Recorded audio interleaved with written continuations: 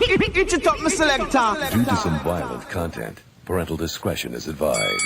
I know you're gonna dig this. The Maestro. Fist hits the bag, 1, 2, and comes back. Single fist here. You hear that beat? Think outside the box, and VO excellent on top of them, clocking them, send them back to the corner for oxygen. Golden gloves, I know myself, I know the game, it's not a game, I know the ring, I want the belt. Finding the rhythm to hit them, split them and touch them and tip them, hit that six pack, with that quick jab. Uppercut the bro, making them fall down, breaking them all down, switch stands, tippy toe, in the hands, give them some more. You are not Muhammad Ali, anomaly, a Mayweather, Pacquiao, prodigy in the midst of fist, this just S2, hot to rock, think out the box, you know I got the rock, speed back. That would be a little round.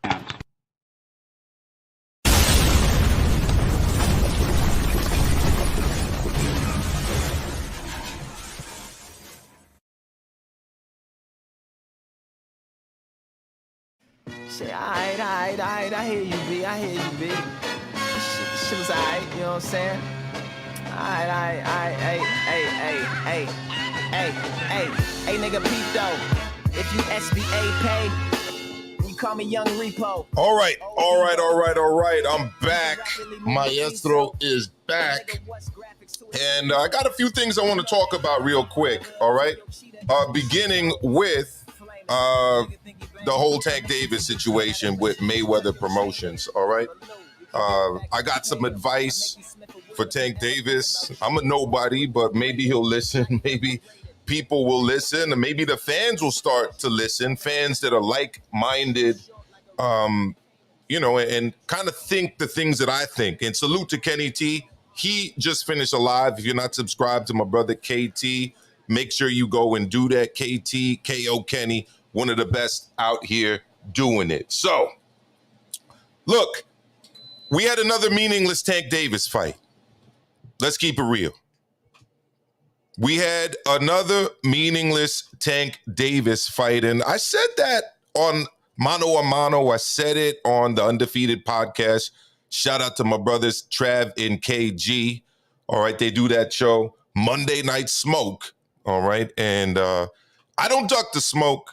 You know, I'm Black Smoke. Everybody who knows about smoke knows that Black Smoke, that's the 5 alarm right there. That's when the fire department has to show up and do that extra work. All right, so I'm bringing the smoke today, and if anybody wants to dispute what I'm saying, you're free to. All right, I'm gonna drop a link. People can chime in if they want to. All right, but when it comes to Tank Davis, in my opinion, it's been meaningless fight after meaningless fight. Not only have they been meaningless fights, everyone, they've been meaningless fights that also cost $74.99. I might just say it's $75. All right. So if you're a working person like myself, all right, you know, you're living paycheck to paycheck. I get paid every 2 weeks. You know, I got to be, you know, I wouldn't say frugal with my money, but I got to be cautious with my money. All right. I got to be cautious. And I don't really like going to the Amex card and putting down $75 for a Tank Davis fight. I don't like doing it. Now, I would love to do it if they were meaningful fights. But they have not been meaningful fights. They've been insignificant, meaningless fights. All right, and then we get to a situation where if I say that, oh, Maestro's hating. Listen to Maestro. What is he talking about? I'll tell you exactly what I'm talking about. I said it Monday. Again, I said it to Trav and KG. I said it on Mano a Mano Live with my brother KT, KO Kenny. I'm going to say it again right here. Tank Davis is the Trevor Bryant of the lightweight division. And I'm not trying to hate. I'm just speaking the facts. Trevor Bryant is out there calling himself the WBA heavyweight champion of the world. Of the world, as David Diamante says. Trevor Bryant, the WBA heavyweight champion of the world. On the right side of the screen, we got Tank Davis, the WBA lightweight champion of the world. Tank Davis. Same old thing. Trevor Bryant fought in his last fight and defended the WBA regular championship. I don't know. If you think that's something special, I'm sorry, you wrong. Dead wrong. All right? He took on Bermane Stavern. In my opinion, Bermane Stavern is pretty equal to Yuriorkis Gamboa, who Tank Davis fought, again, for the WBA regular title, or at least as a lightweight. He fought him as a lightweight. If you think that Yuriorkis Gamboa, Tank Davis is a meaningful fight, I'm sorry, you're dead wrong. All right, you're dead wrong. Isaac Cruz put up a good fight. He did, but people weren't really rating Isaac Cruz before that performance. And I don't know how many of you have Isaac Cruz in your top 3 or top 5 at the lightweight division. I don't. But we saw that one for $74.99. $75. If you liked paying that, I mean, there's a problem if you like paying that. I paid it reluctantly. All right, I paid it reluctantly. I even remember where I was and how I had to watch it. I was out in Las Vegas. I went to the Haney Diaz fight with my wife. Afterwards, we were going everywhere trying to find the Tank Davis fight at a bar or someplace to watch it. What happened? Couldn't find it anywhere. Why? Because it's a meaningless fight. I had to watch it on my phone. All right, now before I get to anything else, I want to salute everybody up here in the chat. We got Puro Sur. He was first up in here. All right, Puro Sur was here. Alex G, K.O. Kenny, Res 90, Cam, CSDS. Wagwan, brethren. K.O. Kenny, Res 90, Alex G, Johnny Gaffer, Mario Figueroa, Tony, Pugilist Boy, Rider the Storm. Nando, if I'm missing anybody, I'm sorry, Toby Bartlett, and everybody else. Thank you for joining me, Sir Molly Mall. All right, so I said it. This is not the heavyweight champion of the world. This is not the lightweight champion of the world. He isn't. Neither of them are world champions. But they're fighting on pay-per-view. I know that Trevor Bryant's pay-per-views aren't priced at $75 usually. I don't think we're having to pay anything close to that, but we're having to pay for Tank Davis. I think Tank Davis is a star. I think that goes without saying. I mean, he's selling out arenas coast to coast. All right. His content, all right, out there on the internet does good numbers, right? Usually if I talk about Tank Davis, I do good numbers on this small fledgling channel, all right, that's growing thanks to the support of all of my members. I want to big up all of my members, all right? But he's not actually doing anything in the lightweight division. He just isn't. And if you think he is, I mean, you're wrong. You're absolutely wrong. All right? Yes, it was a spectacular KO on Saturday night here in New York City at the Barclays in Brooklyn. It was spectacular. I'm not going to deny that. It was a great KO. But against who, though? A 14-fight novice that started boxing at 17 and has done tremendously well for himself. But let's face facts. He's not an elite lightweight. He's a prospect. Rolly Romero is a lightweight prospect. Yes, he got knocked the fuck out, but he's a lightweight prospect. I give Rolly all the credit in the world. All right, he talked himself into a big fight. He got the big fight. And he showed up and he did his best. You got to give him credit for that. But I'm not giving credit to Tank off of that performance. I'm just not going to do it. All right. And look, I said it in the thumbnail. I said it in the title. And I'm going to say it right now. Tank Davis needs to get out. It's time to get out. It's time to get off of the Mayweather plantation, ladies and gentlemen. Because they've been holding him back.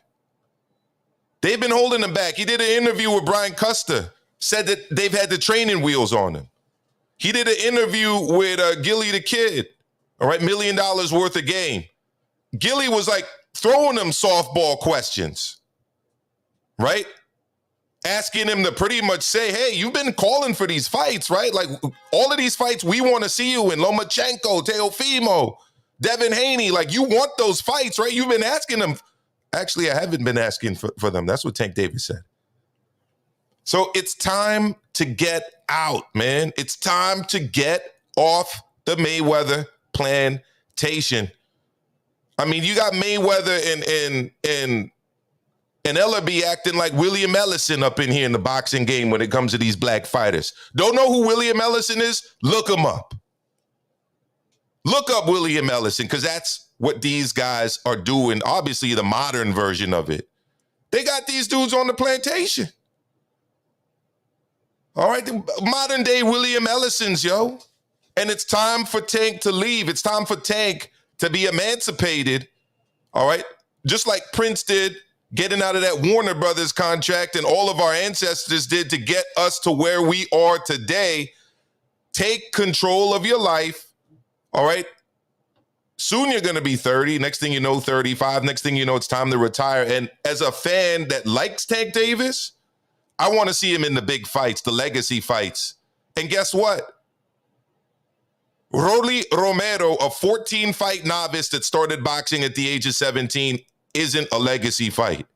Neither is Mario Barrios. Neither is Isaac Cruz. Neither is Leo Santa Cruz. Just isn't. Alex G said it right here. Rolly was truthfully probably top 50 at best. I agree. 100%. And look, I did a live about this a while ago. All right. I'm going to go to the video because I have it lined up over here. All right. And I commented on this before. I'm going to comment on it again. This one is courtesy of Behind the Gloves, Michelle Phelps. Shout out to Michelle. I've seen her at a couple of the fights. All right. Check this out. And then I'm going to get back to commenting on it. If you've subscribed to this channel for a while, you've heard me talk about this one before. I'm going to talk about it again. Here we go. This was after the Barrios pay-per-view fight. Tank Barrios on pay-per-view, $75. This was the post-fight press conference. After that, you were just saying what you want next, buying the cheese, anything at all where you like to have a fight next first, or 30, 35. Look, he's looking for permission. He doesn't know what to say. What should I say? What should I say, boss? Anything else? Look at him over there looking towards Floyd. So now comes in the big boss, the big cheese. All right, big cheese, the big boss. He's got to come in and he's got to explain what's going on with Tank. And he's going to lay it all out. He's going to tell you why I believe what I believe. I mean, our thing is just, we work smarter, not hard. So we keep everything in-house. Made up promotions, PDC. We keep everything in-house. We work harder, not smarter. And look at Ellaby with the grin on his face. Check out Ellaby. Look at him. Yeah, Floyd, he's about to speak the truth right now. Look at him smiling. Promotions, PDC. I mean, we all work family, so I mean, we're not going to go anywhere, make another company great. So we got plenty of fighters. There's at 140, 135, and 130. We're going to continue to fight the fight that we got to fight. So Floyd out here saying that they got plenty of fighters at 135, 140. That's not true. Who are these fighters? We're going to look at these fighters in a moment. Trust me. All right, but that's just simply not true. Simply not true. And this is the reason Tank needs to leave. He needs to get out. He needs to get out, take control of his career, and get off of the Mayweather plantation. All right, we're not doing William Ellison in 2022 with these fighters. And at the end of the day, I want Tank to enjoy his victories. At the end of the day, I got to show up to this fight with all this jewelry. At the end of the day, I got to outshine my fighter. At the end of the day, I'm going to block my fighter from being in legacy fights against meaningful opponents. You know, I've been building this legacy. I can remember when I was on the Canelo tour. I don't know exactly how old you, 10. I was like 16. 16 years I old. was young. I'm sorry, I was young then. So we're going to keep it in-house. Mayweather Promotions, the PBC, he's going to have legacy fights. So since he's made that statement at the Barrios post-fight press conference, what are the fights that we've had? Well, we've had supposed to be Rolly. Was that a legacy fight? If you think that was a legacy fight, followed up. Oh, by the way, it was supposed to be Rolly, but it ended up being Isaac Cruz. Not a legacy fight. Followed by Rolly. Also not a legacy fight. So who are these guys out there that he's supposed to be facing? Who are they? I mean, I don't know who they are, but you know what we'll do? We'll just go right over and pull the source material directly off the internet. This is Mayweather Promotions. All right. What do we got here? We've got 112 pounds. They got one fighter. 122 pounds. They got one fighter. 126 pounds. One fighter. 130 pounds. One fighter. So this is where they have all of the fighters, right? For Tank. Apparently. It's at 135 and it's at 140, right? These are the names, ladies and gentlemen. All right, we've got Adrian Playtime Benton, future Tank opponent. That's not a legacy fight. Rolly Romero, he just fought Romero. Not a legacy fight. And then we got Ladarius Memphis Miller. That's the list at 135.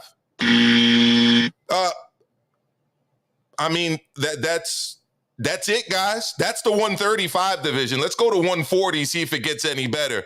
We got Dynamite David Lopez.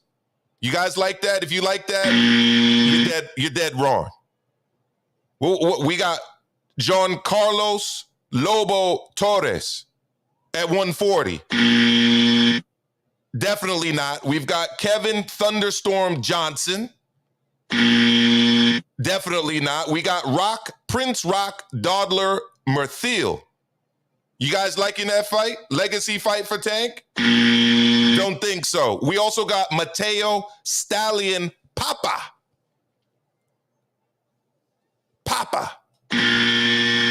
Definitely not a legacy fight. And we got Richardson Hitchens. Come on, guys. Really? I mean, if this isn't proof that this brother needs to leave Mayweather Promotions and go his own way, be independent, or move towards another promoter, whether it's Top Rank, whether it's Matchroom, I mean, it is what it is. All right, let's go to Nando with the super chat. Nando is not just a subscriber. He is a member. Big up, Nando.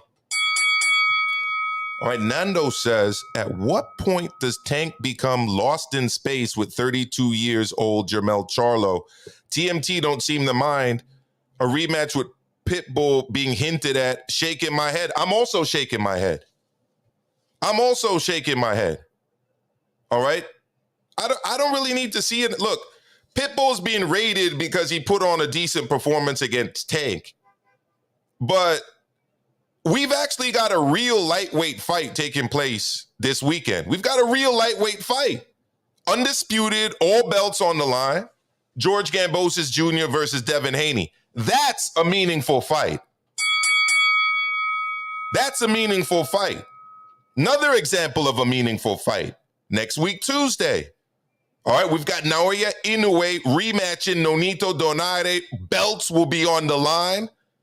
That's the Bantamweight Championship of the world. That is a meaningful fight.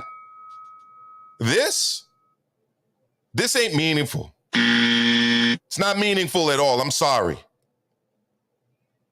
It's not meaningful at all. So look, I played it for you. They want to do it in-house. Floyd wants to keep it in-house. They don't want to make other people money, right? They're about working smarter, not harder, right? And but at the same time of saying all of that, you also want to give them all of the legacy fights. I'm just not getting it. I'm not seeing it.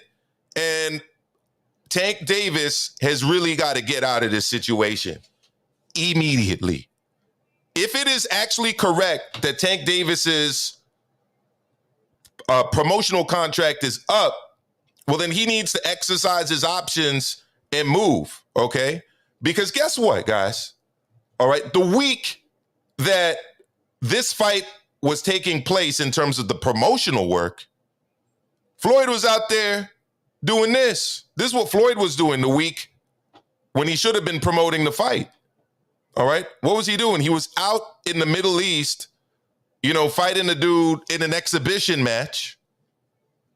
All right, meaningless fight. All right, now if you're signed to the biggest name in the sport, arguably, definitely one of the biggest. Never take that away from Floyd. All right, one of the biggest. You're expecting the guy that you're signed to actually be promoting you, right? To be talking you up, all right?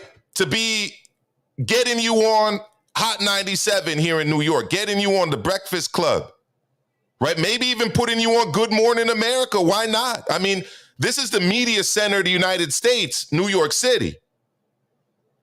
You'd expect TBE, your promoter, to be doing something, but instead, the week of the fight, he's out, in an exhibition against Don Moore. That makes no sense at all, people.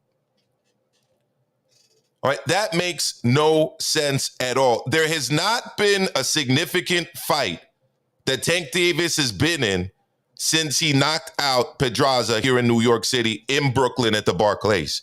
There has not been one. I mean, people can say what they want, but, a lot of us are out here. Salute, by the way, to Remy for the super chat.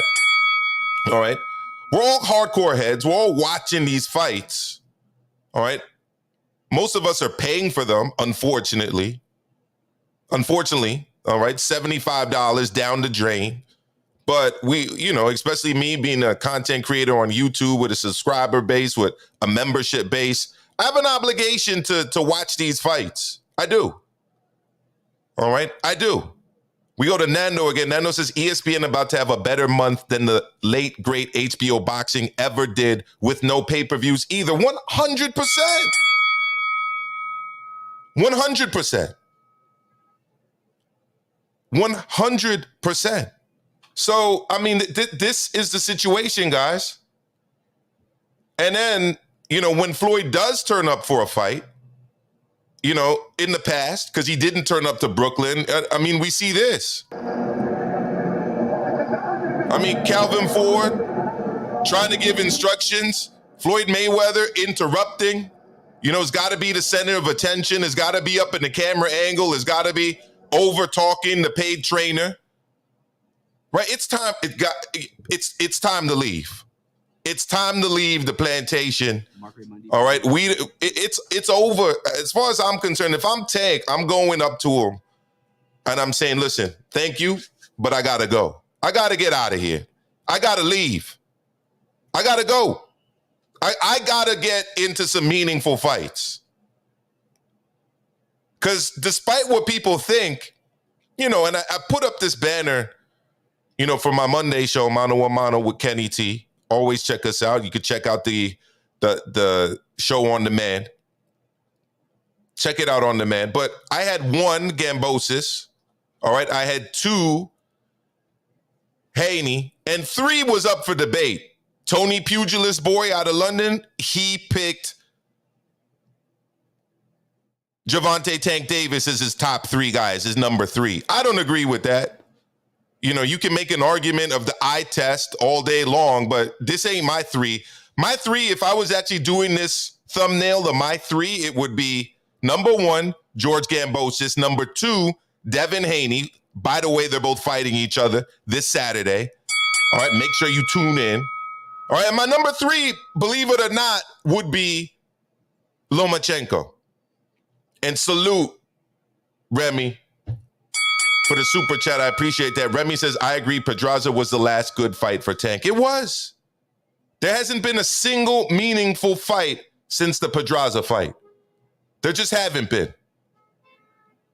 Right? There just haven't been. And then, you got videos out there like this where Floyd, this one courtesy of Fight Hub. But we all know Tank, box circles on a guy. With the guy very aggressive, he lands some. Fuck the money. Floyd Mayweather goes off on Tank. All right. People should check that one out. Fight Hub. Actually, I got to remove this. You guys could see it. My fault. All right. There's this one. 5 years old, 8 years old. When it's time to hang it up, hang it up. I'm not being biased. If I'm 100, Tank got his ass whooped, I'm going to say, you know what? He got his ass whooped. Easy fight from what I see. And did the guy come out of the I say the party was 4 rounds, the guy could have got. But 8 rounds, he's getting outboxed. Turn. The name of the game is Floyd Mayweather. They're talking about the Isaac Cruz fight with Tank Davis. As the video title suggests, it says that he goes off to talk about fuck the money, and he goes off on Tank Davis disrespect. I don't know. Maybe that was a reason he wasn't at this last fight. Who really knows? But if meaningful fights are going to happen, Tank Davis has got to leave Floyd Mayweather Jr. All right. Centurion son, you say Tank don't care about legacy. I hope that's not true. Right? I hope it's not true, but it very well could be.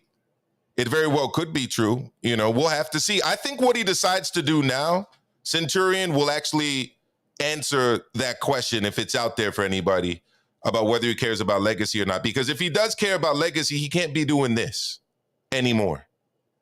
All right? He's got to leave Mayweather Promotions. He's got to get out of that situation. He's got to do it. Right? He's got to do it. Otherwise, it's going to be more meaningless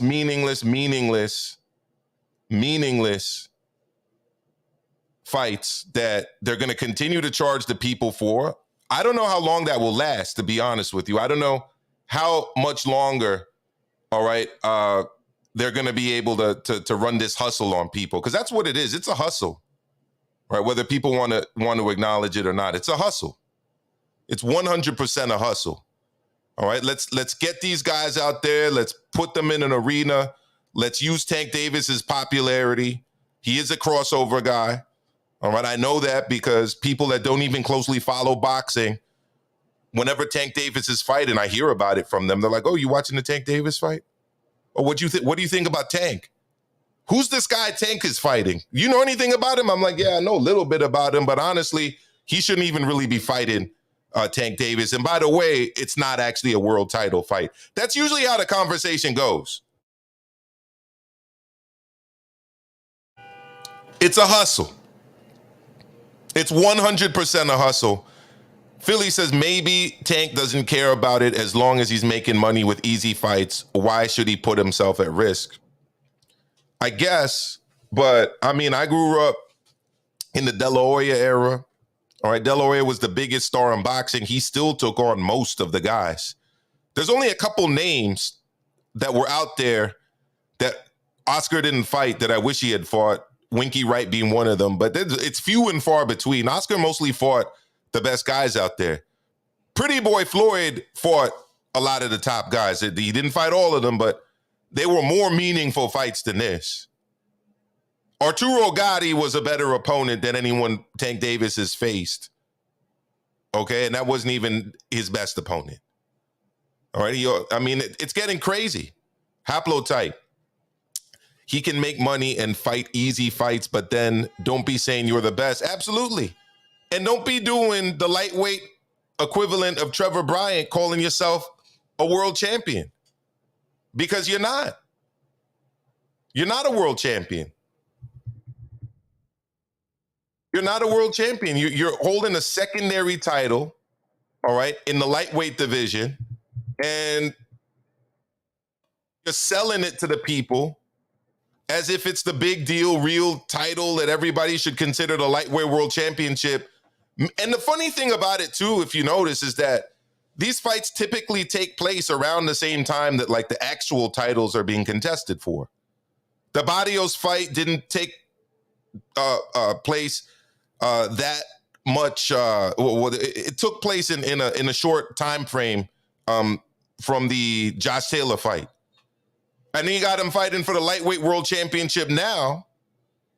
Literally the week before, actually I forgot to do air quotes, the WBA lightweight world championship, literally a week before the real fight is taking place between Gambosis and Haney. So, I mean, the hustle has got to stop. And the only way it's going to stop, ladies and gentlemen, is if Tank Davis leaves Mayweather Promotions. They've got nobody. They don't have anybody at 135. They don't have anybody at 140 that's a meaningful opponent. They just don't. Jimmy, I agree. Tank actually looked like he's regressing against Cruz and Rolly. Tank looked poor. Even pay-per-view numbers are poor. His career is frozen right now. It's regressing. It's regressing. It actually was going somewhere at a certain point, and then whoop, it just stopped. All right? It just stopped. And really, who else is there to blame? I mean, who else is there to blame? Who else is there to blame? All right, because at the end of the day, if you re-sign, then the blame game is all on you at this point. I'm okay with the blame being on Floyd up to this point. With we're only going to do things in-house. We're not going to make any other people money. We're going to work smarter, not harder. But if you re-sign now, then at the end, look, it's now on your head 100%. The whole legacy thing. It is. It is. So Haplotype made a point earlier. He can make money and fight easy fights, but don't be saying you're the best. I agree. All right. We got Philly Drew. Philly Drew. What's up, Maestro? How you doing? I'm good, fam. I'm blessed. Glad to have you on with me, fam. Yeah, I can't stay on too long because I'm walking around the streets getting shit. Oh, that's cool. How's the weather in Philly? Is it hot like here in New York? Hot yeah, it's hot. It's like in the 80s. Same as over here. So look at it like this. What do you think about Tank Davis? It's a joke right now, to tell you the truth. Like, I look at it like this. All in his career, he had a lot of potential of being a big star and everything. But as more people grew in the lightweight division, like more better fighters came along, and people were asked, when's Tank gonna fight these guys and everything? And that it was like, oh, I don't make money. No, I want to make money off these guys. They haven't fought nobody and everything. Like all the normal stuff that fighters would do to make excuses to duck somebody and everything. So I think he needs to leave. I doubt he leaves Mayweather Promotions because, as I say, why leave when you're making at least $1 million a fight and you're getting fed easy competition? Like, you get paid $1 million a fight, and like, what? How long? And people, I'm gonna tell you this right now. You wonder who the ones fought that? This is really, if you want to, you can blame Tank, you can blame Mayweather, but it's the fans for buying the bullshit.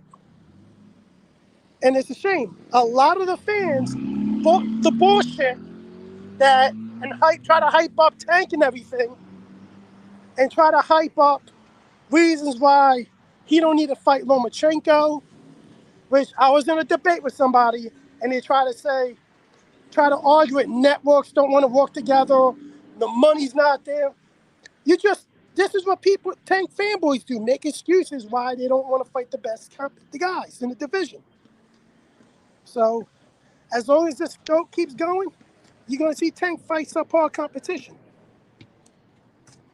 No, 100%. I don't know if you were live with me when I ran over the roster at Mayweather Promotions, but it's paper thin. I mean, honestly, the roster at Mayweather Promotions, in terms of the promoters aligned to the PBC, I mean, you can't even compare him to Samson.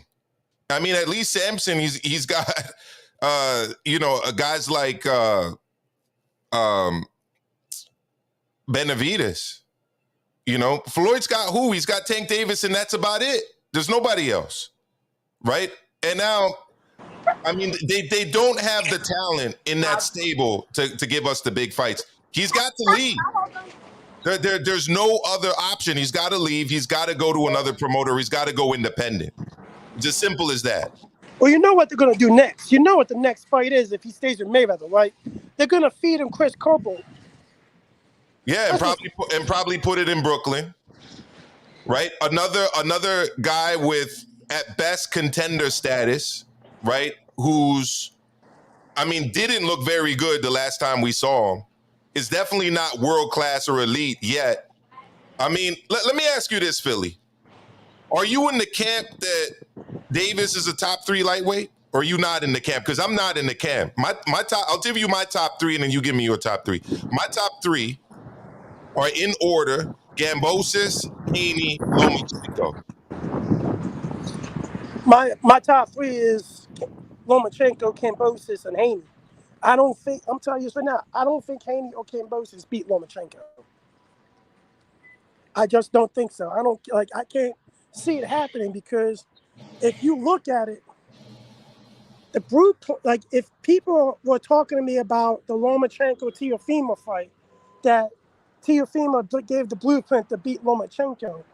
And then I argued back and I was like, how when a guy that fought Teofimo that he struggled against, Nakatani, fought him after the Teofimo fight, not only dominated, but stopped Nakatani.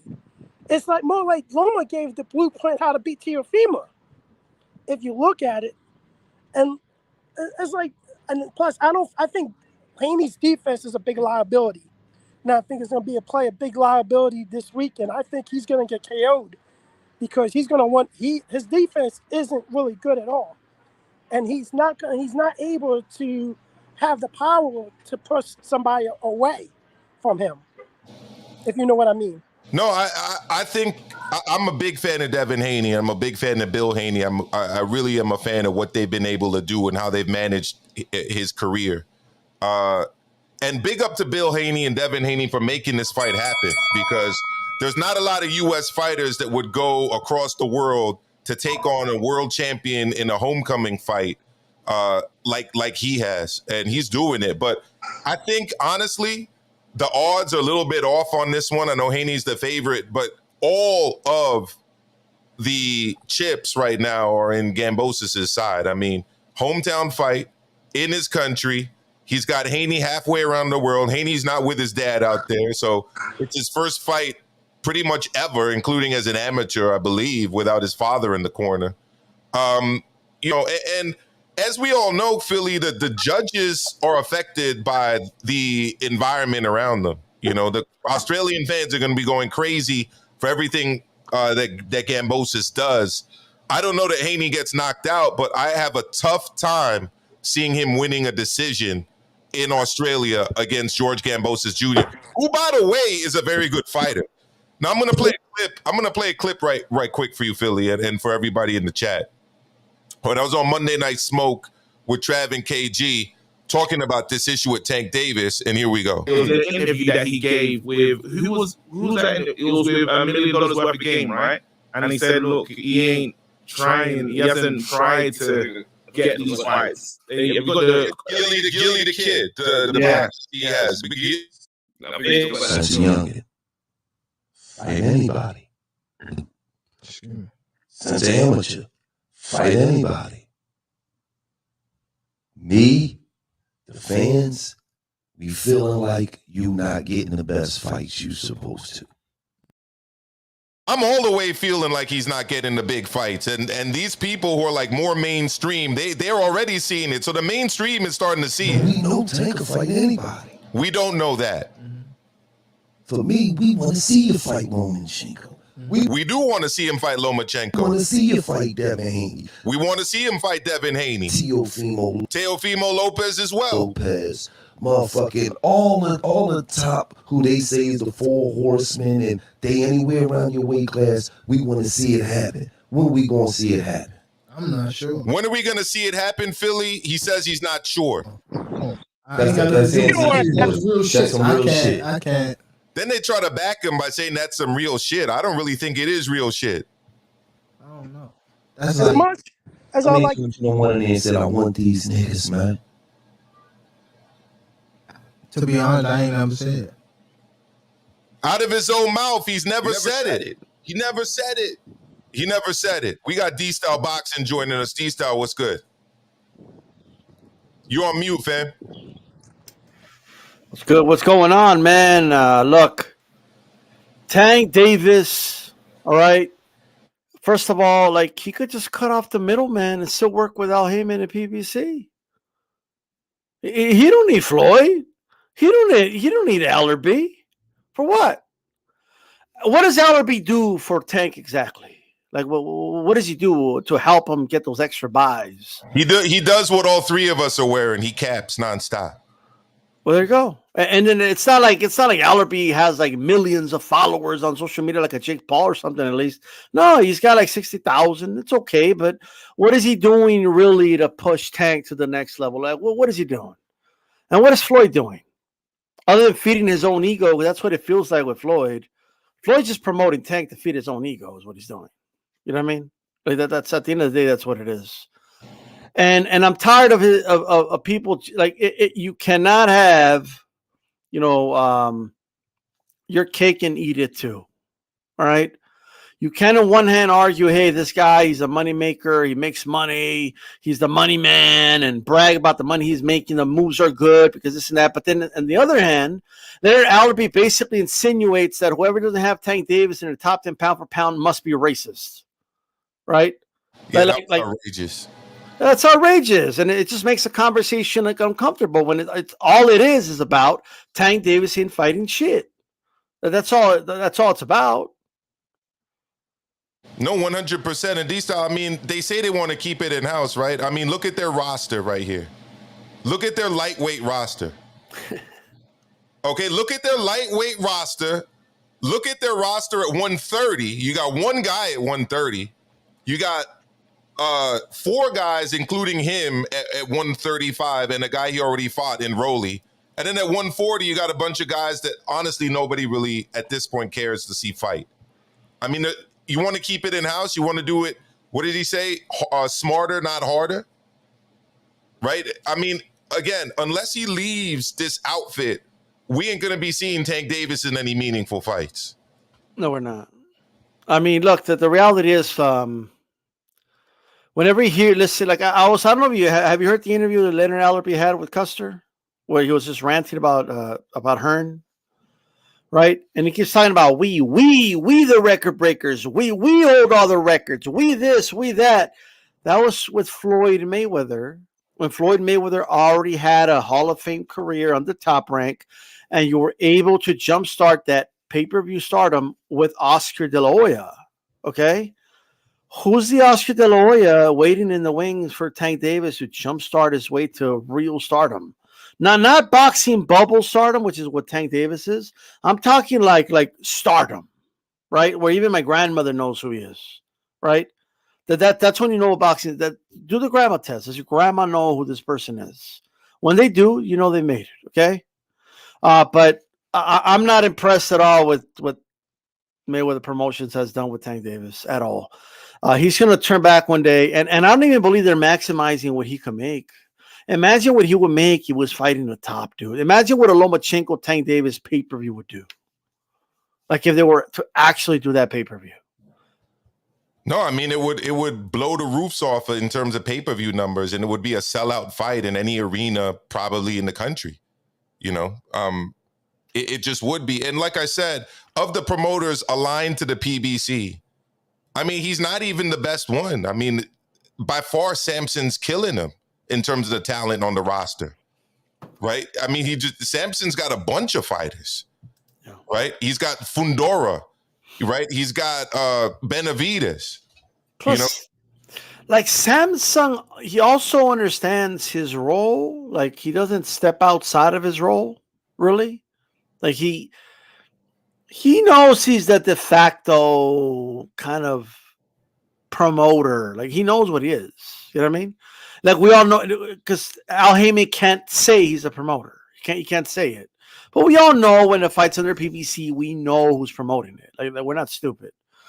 But Mayweather promotion, I mean, Mayweather insinuates that it's him and Al that are like business partners or some shit. Like he knows that ain't true. He knows that isn't true. And then like Leonard Allerby, I'm sorry, like without, I mean, come on. He was known for the dude holding Floyd's ankles when he did sit-ups and rubbing on Floyd in the corner. I mean, and massaging his ego. That's all he's ever done. Yeah, I mean, I heard Blood Boxing. By the way, check out his video on the LRB interview with Brian Custard. It was very funny. I mean, Blood Boxing was essentially calling him a glorified spit bucket guy. I mean, literally, he was a hype man for Floyd that's become an employee of Floyd who shows up to events when Floyd doesn't go and literally just caps nonstop for his fighters. And really, at this point, it is just one fighter. And if I could say, I mean, he just look. I'm no Eddie Hearn fan. I'm not a fan of any promoter, but I have my criticisms about Hearn, and I'm not saying everything he said was wrong, but for the most part, he just reeks of jealousy. Like he's talking about Hearn having a $1 billion, contract or whatever, as if it's his money or something. Like it's not your money, dude. Like and you know what? And I'll bet anybody right now, go over every Matchroom card since the zone existed. You're not going to add up $1 billion. Like stop. Do people know how much $1 billion is? I get he was throwing around $7 million and $3 million for Haney and $7 million for Garcia, and he didn't really get Canelo till the December late 2020, but. You could add up all that. It's not going to add up to $1 billion since he's been on Matchroom. This idea that he's blown away $1 billion is nonsense. It just is. You heard him say it in the Brian Custer interview, right? And the funny thing about it, I mean, LRB, if we want to play parody, he's not the equivalent at Mayweather Promotions of Eddie Hearn at Matchroom. At best, he's the equivalent of Frank Smith. I mean, and by the way, I mean, you can't even compare the two rosters, the amount of fights that they get on television. They want to make fun of the zone nonstop. It's just the app that nobody watches, et cetera, et cetera, et cetera. Meanwhile, they're putting Tank on a paywall, a $75 paywall on Showtime pay-per-view. And it is what it is.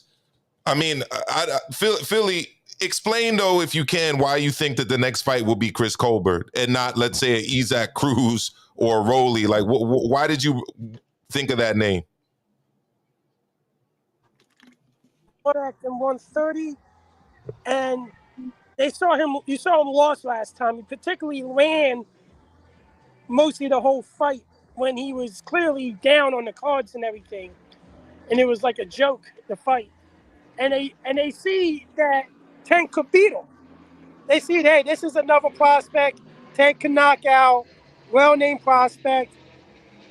We can hype Colbert up a little more, have him fight, and have him knock out. Plus, this would be Colbert moving up to 135. And this, like, Tank used to fighting guys that are moving up in weight. He wants to be the bigger fighter and everything. And anything that can put an advantage in the Tank's pocket. Because if you look at it, later on in Floyd's career, when he made fights for himself, when he picked the guys he fought, he only picked them because he knew he can beat them. He knew that they were exposed, they were old, they were out of the prime. Whatever you can put it, it would be an easy fight for them. And they'll think, Colbert will be the next easy fight for him because he's been exposed. He's already lost. They'd be something easy for them to hype up and everything. And that's what they do. They try to hype these and everything. Like Isaac Cruz, they try to hype him up too much, but it wound up being a hell fight for Tank. I had it a draw when I saw him fight Isaac Cruz and everything. And you know what? You know why Tank didn't want that rematch, man? Tank didn't want that smoke. Yeah, I mean, Isaac Cruz put hands on him for sure. I mean, I watched the fight on the phone because there was nowhere in Vegas that was showing it, and I mean, he put hands on him. He did. Yeah, and it was a replacement opponent.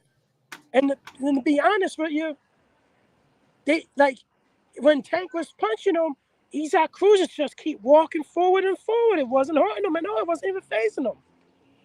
No, and the funny thing is they made a big deal about the hand, right? But then afterwards they asked him if he had broken his hand, and like he hadn't broken his hand. So he might have injured it, but Isaac Cruz was blocking that uppercut with his guard. 100%. That's what it was. But like, here's an issue that I think Tank is going to be facing. You already touched on it, that they don't have the depth really. And then public demand, which is a big part of business. You know, they always talk about business, and all these promoters, Ellerby included, talking about business. Well, if you know anything about business, you should know about supply and demand, right? There's a certain demand that's out there that is expected. And when I hear Leonard Ellerby say the things that maybe all promoters think, but they're not stupid enough to say out loud, like when he says things like, why are we going to put ourselves in a position where we can lose and they gain everything? Like, that's what prize fighting is. It's always been like that. Yeah. That's what it's all about. Like, that's why you do the fights. But the crazy part is, I honestly don't, like, I honestly believe this. I don't feel like a loss would hurt Tank. Like, I just don't. People don't watch Tank because he's undefeated, okay? People watch Tank because he's exciting to watch. That's why people watch Tank, all right? If Tank Davis gets outboxed, he could just say, the dude was running around, didn't want to fight me. He could go on, we can move on to the next dude. Just like Canelo lost to Floyd, it didn't really impact his popularity. He's lost to Bivol. I guarantee you the Triple G fight's going to be a big event. It's not going to impact Tank the way they think it is. It just isn't. So when they say, well, we're going to put ourselves in a position where we have everything to lose and they have everything to gain. Well, that's not how it works, I agree to a certain extent. A loss wouldn't hurt him, but depends on who he loses to. Like if he would have lost this fight to Wally, tell you the truth, it would have been a really bad look because Wally was on a prospect level. Wally is a very undisciplined fighter. And like these other top guys, like a Lomachenko or a Haney or Kambosos, they could possibly easily beat Wally Romero. And the Tank to lose to him, it would have been really bad. It would have been a really bad look. Now, if he wasn't lost to Lomachenko, then it wouldn't hurt him. Or Haney, it may not hurt him, and Kambosos will not hurt him. But if he will lose to a guy that's really not that good of a fighter and everything, then it will hurt him. So I agree with that. I want to address Nando's comment because he says Colbert doesn't fit the Mayweather game plan. Latino jabronis only. I agree that there's definitely been an ethnic-based marketing approach to a lot of what they've been doing with Mayweather promotions. And at the end of the day, the proof is in the pudding, right? You look at his last few opponents, you got Rolly Romero, a 14-fight novice of Cuban descent. Isaac Cruz, a replacement opponent for Rolly, a Mexican. Mario Barrios, Chicano out of San Antonio, Texas, obviously of Mexican descent. Leo Santa Cruz, a Mexican-American immigrant. Yuriorkis Gamboa, a Cuban-American immigrant. Ricardo Nunez, I'm not quite sure where he's from, but I do see that he's got a Spanish last name. Hugo Ruiz, same deal. Jesus Marcelo Andres Cuellar, same deal. Francisco Fonseca, I mean, you got to go all the way back to 2017 to see him fight somebody that doesn't have a Spanish last name. And it was a UK guy, Liam Walsh, who was undefeated, but whose record was paper thin and who's done nothing since then. And then before that, we're back on the Latino jabronis only game plan as Nando called it. I mean, literally, Nando has a point. Disa, what are your thoughts on that? Look, obviously, in fairness, in those weight classes, you're going to see a lot of Latinos, in fairness, right? But I mean, there's definitely that seems to be the obvious quote unquote blueprint that they have for Tank moving forward. And they haven't exactly put him in there with like Jose Ramirez at 140, right? And I get why that wouldn't happen because he's a top rank, but they're not exactly putting him in there with like the best Latinos either. Pedraza, who I won't take away from him, was a solid win. It's the best win of his career. And that win was years ago. This guy has only fought one top 5 dude in his entire career. That's it. In any weight class.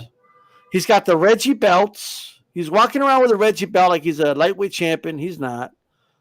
Reggie belt at 140. He's not a champion. There you go. Right? So unless somebody wants to argue to me, that Lara is the middleweight champion of the world, right? Unless you want to make that argument, I don't want to hear about Tank being a champion. Man, I'm just tired of Tank winning all these imaginary fights. I'm tired of hearing, but he'll beat those guys anyway. We don't really need to see it. He's top, Stephen A. Smith saying he's top 5 pound for pound. He's just getting all the accolades without actually doing it, bro. Just imagine like a team in the CFL claiming being called the Super Bowl champions, and it's what do you mean? They're not in the real league. No, or for our football fans out in Europe, I mean, it's like the Europa League winners saying that they're the legit champions of Europe as if there's no Champion League. It doesn't make sense. Or it's like this. Imagine a team I don't know, let's say Argentina just says, we're not going to participate in the World Cup, right? They don't even go to the World Cup. They don't compete in the World Cup, right? We won the Copa America. That's all we need to do. We're the Copa America champs, and then on top of that, people just start saying, they would have won the World Cup anyway. I mean, it's easy. No, you got to do it, bro. You got to actually do the shit. 100%. So I'm going to share this real quick. Lennox pointed out some audio issues before. I hope it's not going to be the same. I think I know how to fix that. But this is years ago, all right? Back before Floyd had the plugs, all right? Where they were asked about the Lomachenko fight. And it's like nothing's happened since. Congratulations on the stunning knockout victory here in the first round. What'd you make of how the fight turned out, and what'd you make of the punch that actually put him out?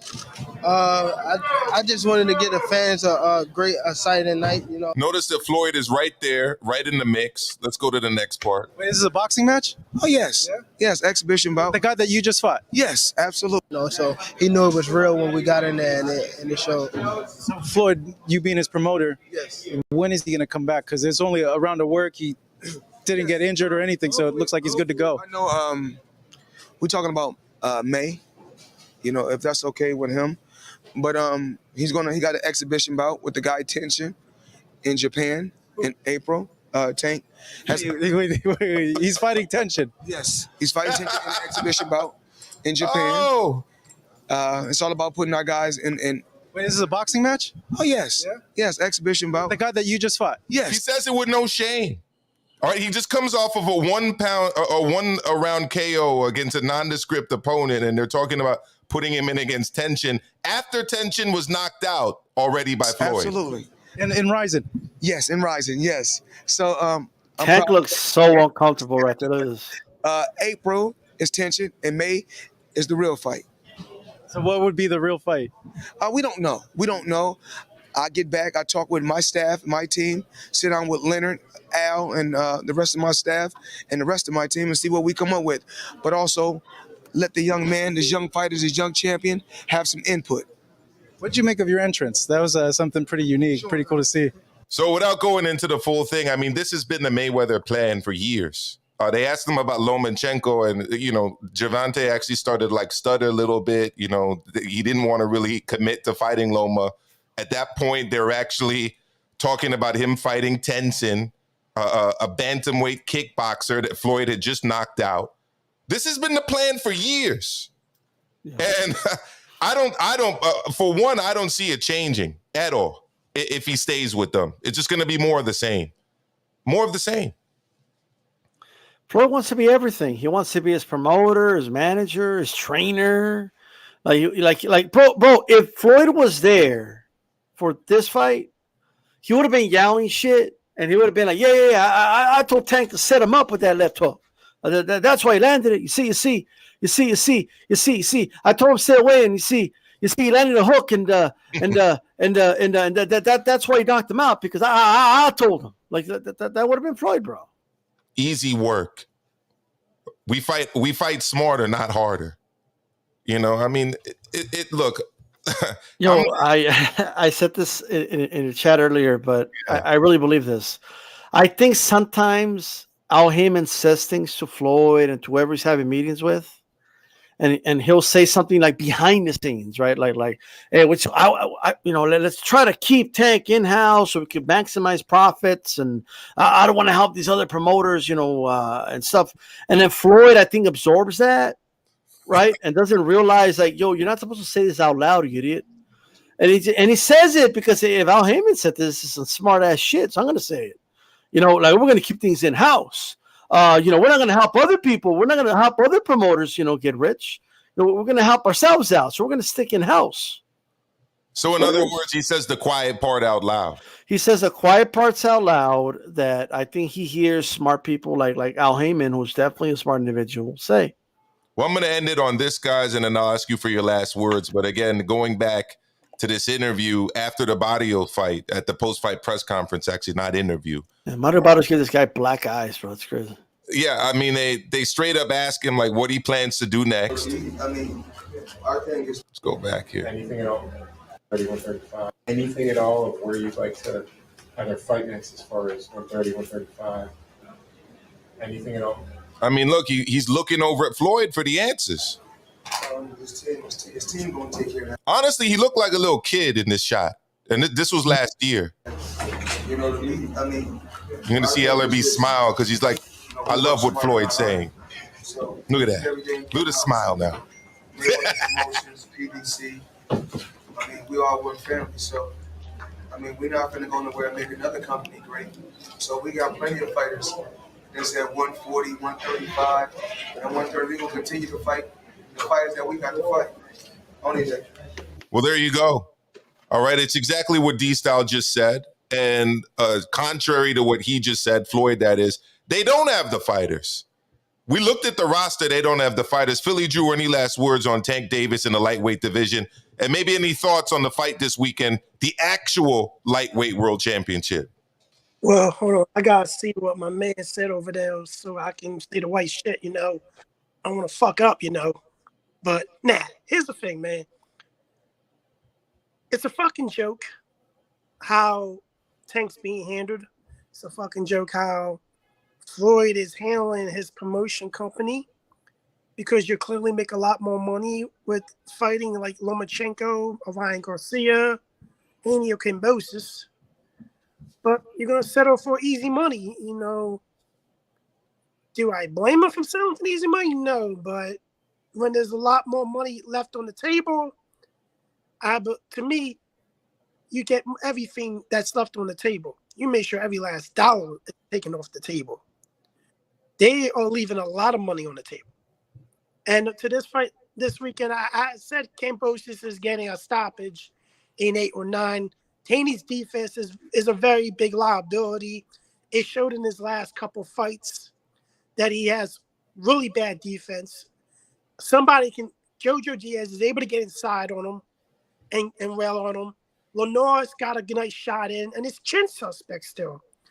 A good combination can really end this fight. And I saw, I think it was Mighty Max that tweeted this, saying that if Kambosos couldn't hurt Lee Shelby, so he ain't KOing Haney.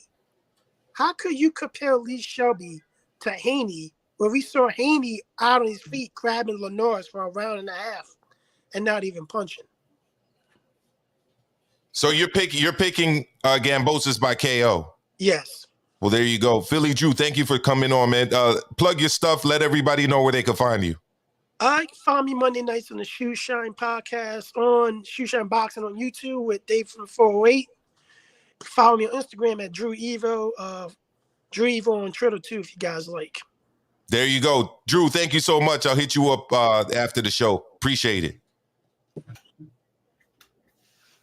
We got Ricky Ricardo. I'm going to let him give his thoughts, and then we'll close out the... Ricky Ricardo, you live with Maestro and D-Star. What's good?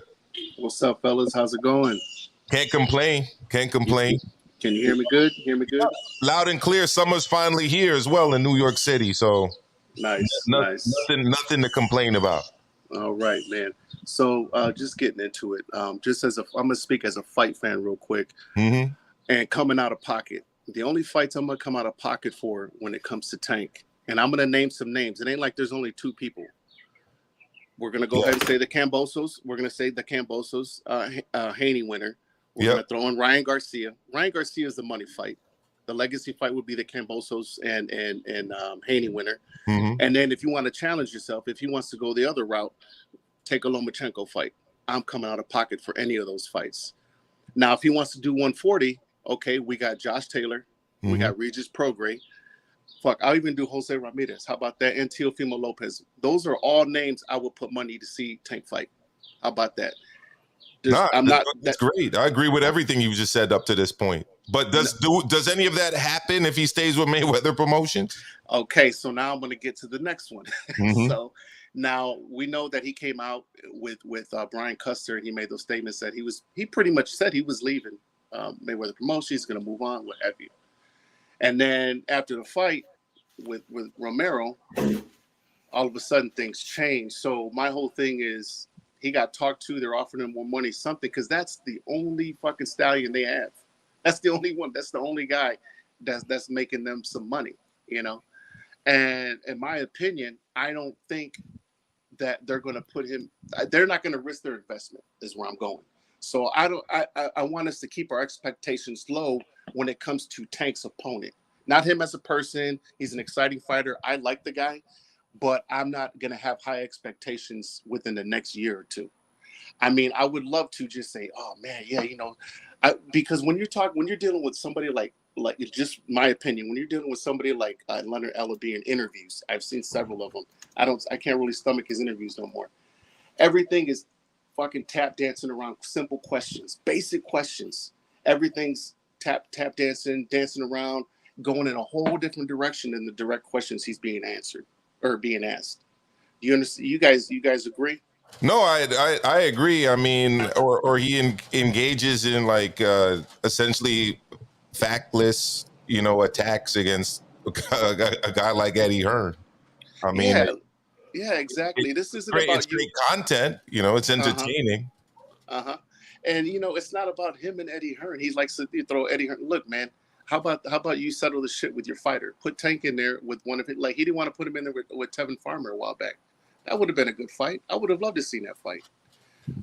So, you know, there's just other guys I would like to see him in there. They would put Tank in there with, like we all do.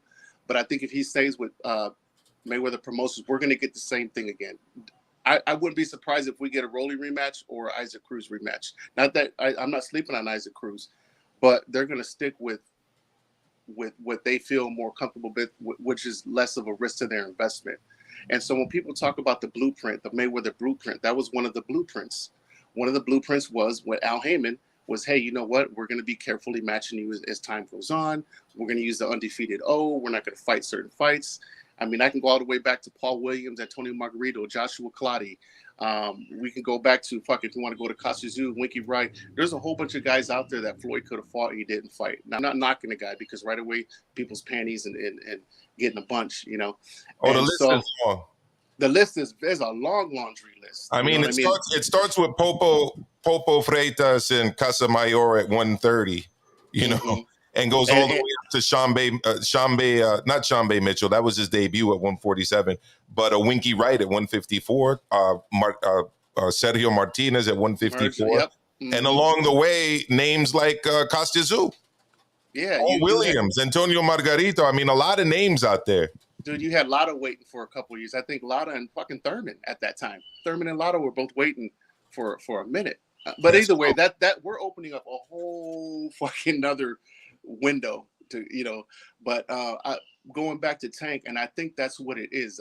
I was just trying to go back to where I think it stems from, why they are coddling them in a way, and making sure their investment's okay. But at some point, you have to pick one thing. Do you want him to be recognized as the best fighter, a global superstar, or do you want to be a semi-boxing star just taking low-level fights where you're okay making around the 200 range when it comes to pay-per-view? If they're okay with that, then that's on them. I have no high expectations. Not going to really be looking to buy those fights at all.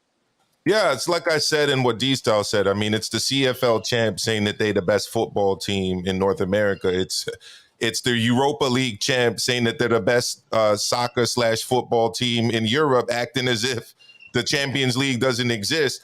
Ricky Ricardo, thank you so much for joining me. I really appreciate it. All right, thanks, fellas. I appreciate you. Bro? Thank you. You too. Take care. Right. Oh, one more thing before I go. Yeah, go for it. So I've been on YouTube since I think 2007, 2008. And been watching you for a while, man. So keep up the good work. Maestro, you guys keep up the good work, man. Absolutely. There you go, Ricky Ricardo. I don't think it's the same one. Anybody that put up with me for 10 years deserves a bell. But check it out. Hey, I just want to say this, man, and shout out to Ricky Ricardo, but Tank Davis is going to be 28 years old in November. The hourglass is running out, and he has that fast switch style where he does get hit. Okay, he does take punishment. So is he going to be like a Bernard Hopkins fighting in his 40s? Probably not. Like Tank Davis is a shooting star. They got to take advantage of it now. If they don't do it now, I don't know when they're going to do it. But it does fall on Tank's hands here. Tank has an opportunity. He's seen the blueprint to just do what, Devin Haney did it at a way younger age. Just like take the reins of your career. You know what I mean? Take the reins of your career. It doesn't mean you could never work with Mayweather Promotions again, but do a one-fight deal with them and then have other options, So that's what I would do if I was him. But I wanted to say this about the whole, and boxing fans do this a lot, and it's understandable, but when it comes to, if he couldn't stop Selby, what's he going to do to Haney? Like, look, boxing isn't as logical as people think sometimes, right? So Henry Cooper dropped Ali, yet Sonny Liston couldn't do it, right? Logically, that doesn't make any sense, but that's the way it went down. You know what I mean? Okay, Boone dropped Andre Ward. But when he stepped up and fought Kessler couldn't even touch him, right? Like sometimes in boxing, guys, first of all, they get more experience, they improve, right? And sometimes some of these guys, like Lee Selby, just know how to fight in a way that makes the fight look ugly. Like, because he's a vet, that's what he does. That's what Lee Selby's been doing, right? Cepeda, people wanted to throw him away when he struggled. Was it against Hank Lundy? Yeah. And then it's like, it's not, Cepeda's still that dude. Hank Lundy's just a veteran that knows how to make it look ugly in there. You know what I mean? So I'm not going to put too much. If anything, that's just a fight that Kambosos had experience against, someone who's very defensive. I'm not saying that Lee Selby's as good as Haney. That's not what I'm saying at all. All right. But all I'm saying is don't just presuppose that because he couldn't do something to somebody that he can't do it to Haney, and vice versa. Just because Haney couldn't stop Gamboa and Linares doesn't mean he can't hurt Kambosos in this fight. Like, I'm getting ready for anything in this fight, man. I'm looking forward to it. I think I'm going to pull the plug on, or the trigger that is, on picking Kambosos. But I'm not sure yet. I got to do more thinking. But thanks for having me on, brother. No, absolutely, D-Sal. And I'm on the fence about that one, too, because, I mean, they're both very skilled. I mean, anywhere in the world, I'd see it as like a 50-50 fight or 48-52 fight. But the fact that it is taking place in Australia does matter. The fact that it's taking place in the stadium does matter. Crowds matter in boxing. Pop matters. The atmosphere, the environment, it all matters. We've all seen fights where guys are not really landing all that much or as cleanly as the crowd makes it seem that they are. I mean, even I'll give you an example too. I don't know if you have to go, if you have to. Okay. But in Vegas, right? I was out there live for the Bivol fight with Canelo. The crowd was heavily in favor of Canelo. by the mere fact that Canelo was like at moments going forward and not getting beat up, the crowd's going crazy. You know what I mean? He would be landing not on the face or on the body, but to what Eddie Hearn even came out and admit on the shoulders, on the arms. You know, it was funny because Eddie Hearn later was acting as if should those be counted as scoring blows? No, of course they shouldn't. You know, but the crowd was going crazy for it. You know, and there were rounds when Canelo was doing that, especially at the beginning of the fight. And guess what the judges did? They gave all of those rounds to Canelo. Yeah. You know, so I mean, and that was 18,000 at the T-Mobile. This is going to be 60,000. They were front loading for sure in that fight, but 100%. So that's it. Just wrapping it up. I'll summarize my thesis here. My thesis is simple. If